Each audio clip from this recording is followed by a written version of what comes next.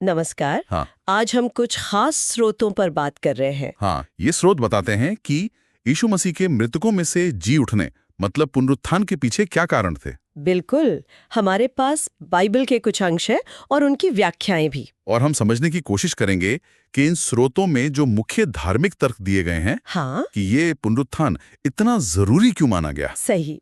तो देखिए, शुरुआत में ही ये स्रोत एक बात साफ करते हैं कि पुनरुत्थान में विश्वास रखना दो बहुत अहम चीजों के लिए एकदम मौलिक है। हाँ, कौन सी दो चीजें। एक तो है धार्मिकता, जिसे अंग्रेजी में जस्टिफिकेशन कहते हैं, मतलब परमेश्वर की नजर में सही ठहराया जाना। अच्छा, जैसे रोमियो 4:25 में है। हाँ, और दूसरी चीज है उद्धार यानी मोक्ष। रोमियो 10:9। हाँ, ये दोनों ही बहुत केंद्रीय धारणाएं हैं। बिल्कुल। तो चलिए अब इन स्रोतों में जो तीन मुख्य कारण बताए गए हैं उन पर थोड़ी गहराई से बात करते हैं। ठीक है। पहला कारण, और शायद सबसे बड़ा दावा कह सकते हैं इसे, वो ये है कि पुनरुत्थान इस बात का पक्का सबूत था कि यीशु ईश्वर के पुत्र थे। हाँ, रोमियो 1:4 और प्रेरितों 17:31 में ये बात आती है। और स्रोत इस पर बहुत जोर देते हैं कि देखो, मौत तो एक ऐसी सच्चाई है जिसे हर इंसान जानता है, समझता है। हाँ, ये तो यूनिवर्सल है। तो इस जानी पहचानी अंतिम सच्चाई के सामने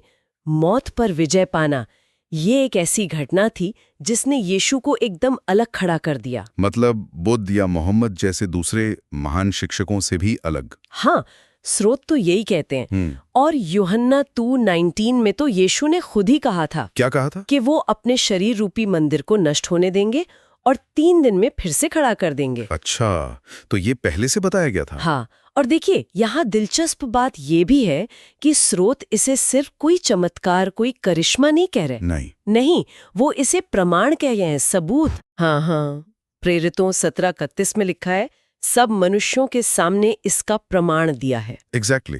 तो ये सिर्फ आस्था की बात नहीं रही, ये एक तरह से प्रामाणिकता का दावा बन गया।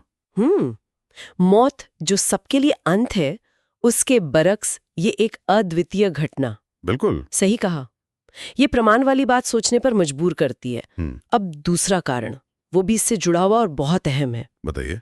स्रोत कहते हैं कि जीवन और यीशु मसीह ये दोनों अविभाज्य थे, मतलब एक दूसरे से अलग नहीं किए जा सकते थे। अच्छा, यानी जीवन उनमें समाया हुआ था। हाँ, कुछ ऐसा ही कि जीवन उनसे इस तरह जुड़ा था कि मृत्यु के लिए उन्हें कैद रखना या रोक पाना वो संभव ही नहीं था। प्रेरित तो 2:24 इसी ओर इशारा करता है शायद। हाँ, शायद। अगर इसे हम बड़े परिप्रेक्ष्य में देखें ना, तो ये तर्क उनके होने की, उनके अस्तित्व की मूल प्रकृति के बारे में है। जैसे यूहन्ना के पहले पत्र में उन्हें जीवन का वचन कहा गया है। हाँ, 1 यूहन्ना 1:1। और वो अनंत जीवन 1 यूहन्ना 1:2 और 5:20 में भी। तो मतलब ये हुआ कि बात सिर्फ ये नहीं कि उन्हें फिर जीवित किया गया। नहीं, बात ये है कि जो खुद जीवन का स्रोत है, उसे मृत्यु अपने बंधन में रख ही नहीं सकती थी। ये तो उनके स्वभाव, उनकी पहचान पर एक बहुत बड़ा दावा है। बिल्कुल, एक बुनियादी दावा। तो स्रोत कह रहे हैं कि उनका जी उठना कोई आकस्मिक घटना नहीं, बल्कि उनके होने का ही नतीजा था, अनिवार्य था। हाँ, स्रोत का तर्क किसी दिशा में जाता है। ये वाकई गहरा विचार है। अच्छा, अब तीसरा कारण है भविष्यवाणी। हाँ, कि पुनरुत्थान इसलिए हुआ ताकि पहले से की गई भविष्यवाणियां पूरे हों। बिल्कुल, ये भी एक मजबूत तर्क है जो स्रोत देते हैं।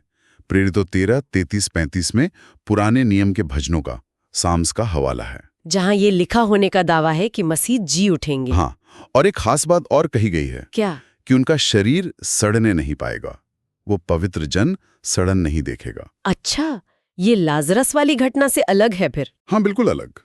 लाजरस को यीशु ने जिंदलाया था, पर वो बाद में फिर मरा और उसका शरीर तो प्राकृतिक नियमों के तहत ही सड़ा होगा। लेकिन यहाँ दावा है कि यीशु का शरीर सड़ा नहीं। हाँ, और यूहन्ना 10:35 कहता है कि पवित्र शास्त्र की बात पूरी होनी अवश्य है। तो इस नजरिए से देखें तो पुनरुत्थान जैसे एक जरूरत बन गया था, एक अनिवार्यता। हाँ, स्रोत उसे ऐसे ही पेश करते हैं कि ये सब एक पहले से तय ईश्वरीय योजना का, एक डिवाइन प्लान का हिस्सा था।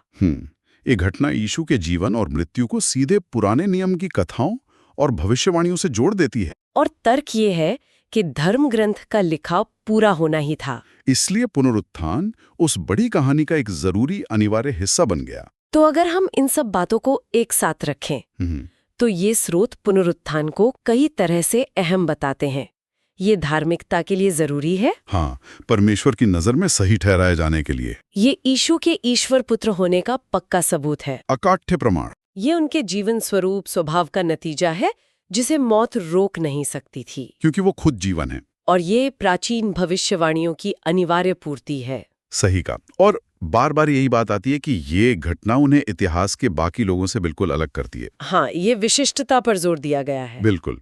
इन स्रोतों के लिए ये घटना सिर्फ कहानी का अंत नहीं है, बल्कि ये परम सत्यापन है और बुराई पर विजय का प्रतीक। एक तरह की क्लाइमैक्स।